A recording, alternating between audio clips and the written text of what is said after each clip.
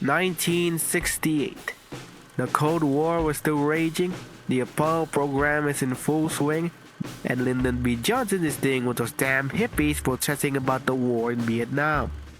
You see, this was the time when anti-war sentiment warred against American involvement in Vietnam, and the people weren't liking what was going on there as the newspapers churned out stories about how the war seems to get more and more senseless as the days go by, which led to the emergence of the counterculture and the hippies who protest about the war and preach love. And as it, good old LBJ probably wanted something that could shape public opinion to support the war, and lucky for him, there's one figure in Hollywood who is very pro-war.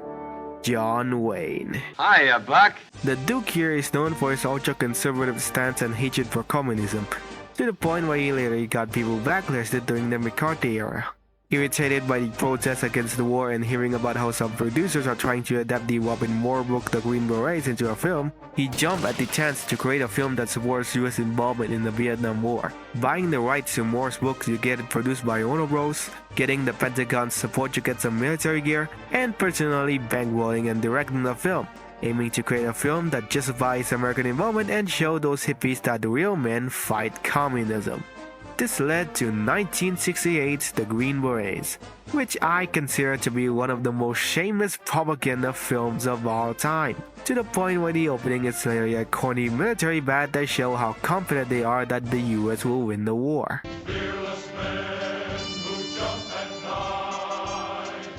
Yeah, about that.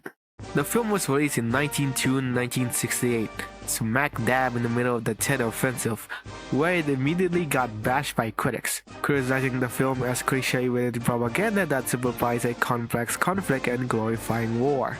Soldiers coming home from Vietnam, literally those who are being paid tribute to in the film, often see the film as laughable and deeply inaccurate to the world of shit they experience.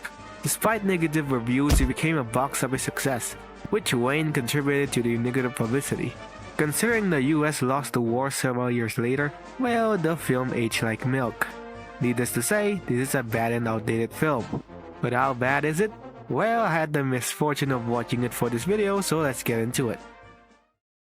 Now, I mentioned that the film was based on a book by Robin Moore, which is based on his experiences in Vietnam as a war correspondent. Well, Moore's book was actually not very liked by the government as Moore included facts during his time in Vietnam that were classified at the time. So one of the stipulations by the Pentagon to support the film was to have Moore not involved whatsoever. So John Wayne bought up Moore's share on the film for $35 grand and commissioned a script that barely connects to the book aside from the plot to kidnap a North Vietnamese general, one of the parts of the book that's fiction and not based on a real event. Which means Moore definitely didn't see the millions this film made. We're not even talking about the contents of the film itself and we already got some trouble. Getting into the film, the title refers to the US Army Special Forces, often called the Green Berets because, well, they wear green berets. Besides John Wayne, the film's cast has David Jensen, Aldo Ray, Jim Hunt, Raymond St. Jacques, Jack So, George Takei. Oh my, Takei, why are you here? That's just a handful of the cast, mostly main characters. Jensen here plays the journalist George Beckwourth, who is meant to portray the naysayers of the war. He attends a special forces briefing where he openly questions the war, to which Duke's character, Colonel Mike Kirby, comes in and asks if he has ever been to Vietnam, which led to Beckwourth deciding to join Kirby's unit to Vietnam where the latter is assigned to help a military camp at risk, kicking off the plot of the film. Besides Kirby and Beckwourth, we got Master Sergeant Muldoon, one of Kirby's comrades, Sergeant Peterson, a guy known for somehow getting a bunch of hard-to-get things and is basically meant to be the hip young adult character even though his actor was over 30. What gay adventure lies ahead? Tactical Sergeant Doc McGee, the token black guy who serves as a medic, Colonel Chai, the main South Vietnamese leader in the film, Captain Nim, the other major South Vietnamese character stationed at the military base, and a bunch of other characters I don't care mentioning, so here's the Wikipedia casting list. The first hour of this 2-hour and 22-minute flick focuses on establishing the setting and the characters. Now, I wouldn't mind if a film spent its first hour establishing its world. I've seen countless films did that. The problem is that it's boring as hell. We get introduced to the characters, right? We got Kirby, he's tough. We got Muldoon, he's tough. We got Beckwourth, he's the skeptical reporter. We got Peterson, He's hip. You see what I'm getting here? Their personalities can literally be described within 3 words. And considering how long an hour is, they barely take the time to develop the characters beyond their one-note personalities, focusing more on how the US has a place in Vietnam and showing off the choppers they got from the Pentagon. The film's attempt at character development feels sloppy and the dialogue feels unnatural. They talk like they're in an old-school western instead of like actual soldiers. I don't know how exactly soldiers talk back in the day, but I believe they definitely don't talk like this. But we don't dip him in the same stuff he does. Brother, this trip is gonna make LSD feel like aspirin. Bourbon? How did you get 2 cases of bourbon? From a straight leg and supply in Benoit. And also, almost every actor are too old to play their part. Most soldiers in Vietnam were young men, and yet most characters in this film look like they're in their 30s or 60s. And that includes old-ass 61-year-old John Wayne. Aside from Beckford going to support the war, the closest thing to an arc is when Pearson grows attached to an orphan named Hamchuck. Yes, that's his name. You funny! Hamchuck here is supposed to be the emotional heart of the film, showing the vulnerability of youth in war, and the film spends time developing Peterson and Hamchuck's bond.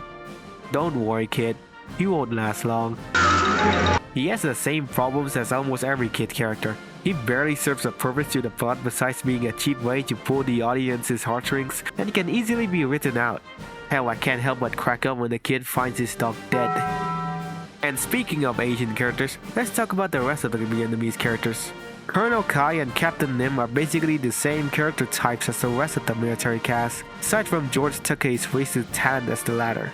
Kai is the leader, Nim hates the North Vietnamese, blah blah blah. The other Vietnamese characters are these villagers who came to get treatment in the military camp, basically showing us the humanitarian work the US do in Vietnam, with Beckford befriending a kid and slowly changing his mind about the war. They get massacred several scenes later, including the kid. Fun. They literally have no other purpose than to die and give the characters motivation to fight. The film being openly anti-communist, it's obvious that the North Vietnamese are demonized as brutal savages who love to torture, mutilate, and attack civilians out of a sadistic pleasure. No nuance whatsoever. Now I know the North Vietnamese did some horrific atrocities, but the film's simplistic portrayal of them as brutal savages just feels ignorant of the complexity of the war. For a film that tries to justify why the US has a place in Vietnam, they sure treat the actual Vietnamese characters pretty badly, both stereotypically What's he saying? He said, what's money?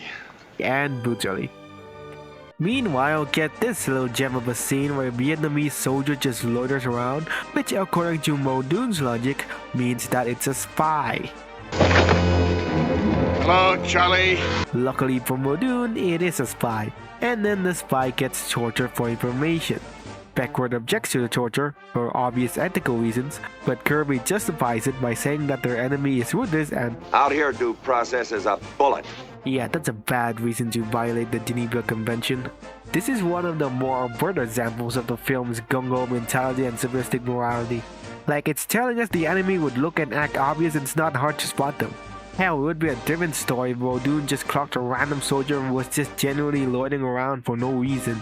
I wonder if this scene inspired that element in Apocalypse Now where Colonel Kurtz killed some South Vietnamese soldier because he thought they were spies. All of the problems in the first hour are made worse by the fact that the filmmaking feels lazy. Just a bunch of shots of characters standing around and talking with the occasional helicopter shot, and also the music by Mikros Rosa.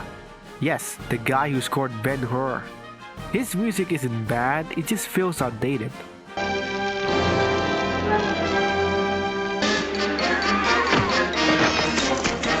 It sounds like it's trying to be bombastic, but it sounds like something from Tom and Jerry and feels half-assed. Fun fact, Rosa originally didn't want to do a score as he sees it as a western set in Vietnam. He was told it's not a western, it's an eastern. You know, now I get why the characters talk like they're in an old western flick. The rest of the film finally features some action, and thankfully it's the best part of the film. The North Vietnamese troops launch an attack on a military camp, leading to a quite exciting battle sequence. I say quite because it still suffers from the lazy filmmaking. A lot of the shots are just simple stationary shots, barely anything creative is done with the camera angles, and they use the Wilhelm scream twice. Even Even so, the practical effects and real explosions just look great. The stunts actually look pretty dangerous, and we get some great shots. Look at this, man, this actually looks good. We got explosions, planes, and bloody violence in a G-rated movie. Alright, I forgot to mention, this film's rated G. Yeah, rated G. 2 characters die here. Captain Nim, George Takei's character, which means he can finally return to playing Zulu on Star Trek. And Sergeant Probo, this guy that I didn't mention before. His whole shtick is that if he dies, his name is used for a building in all of them. He wants his name to rhyme with the building's name. And so we got Probo's Privy. And after almost 20 minutes of some good action, we get the third act. It's not good. Colonel Kai gets in contact with his brother's wife Lynn to get involved in a plan to kidnap a North Vietnamese general by luring him into a colonial building and seduce him, while the boys go over and send him packing with a balloon. The whole third act focuses more on suspense, with the scene where the boys stick around and stuff feels boring than suspenseful. Also, there's this little subplot where Colonel Kai seems to have feelings for Lynn, like, okay? Is wanting to bone your brother's wife a popular kink in the past? I see the same thing discussed in the Surges with Ethan and Martha. They eventually get the general taken away using a skyhook, which is the same thing Batman used in The Dark Knight, and it looks kinda silly. Anyway, while the third act was kinda boring, it at least has some good action, like this bridge explosion. Also, Pearson gets killed. Everyone gets off the choppers at Da Nang while Hamchuk searches for Peterson, unaware of the fate that was put on him. Kirby tells Hamchuk that Peterson's gone and confronts him, the film ending as they walk along the beach against the sunset. Yeah, about that, if you look on a map, Vietnam's coastline does not face west. Geographical inaccuracies, let's add that on the list of things this film did wrong. Also, Beckworth's last scene going off with some soldiers who tell him that the war's this way. I like to imagine that Beckworth's experience in the movie was extremely mild compared to the rest of the war, and when he joins those soldiers, he would see the kind of shit Willard Taylor and Joker would encounter. And so, that's the Green Berets. It's as bad as critics and audiences say it is. The characters are boring, the plot is boring, it's obvious the actors are too old to play their parts, and it is not subtle with what it's preaching. The redeeming qualities are the action scenes, as it's some great practical stuff, and the fact that this film inspired other filmmakers to make better Vietnam War movies. And that includes Warner Bros. too. They were the studio behind Stanley Kubrick's Full Metal Jacket, which I had rewatched for my friends who were watching for the first time during movie night at the beginning of August. They were shocked. Considering the John Wayne references in Full Metal Jacket, I think Kubrick was having fun with the fact that the studio behind his film was also the one who made this garbage.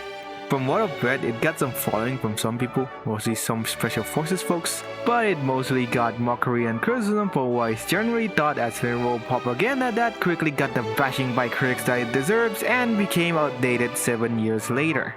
And so this isn't a film I would recommend, for the reasons you would probably know already.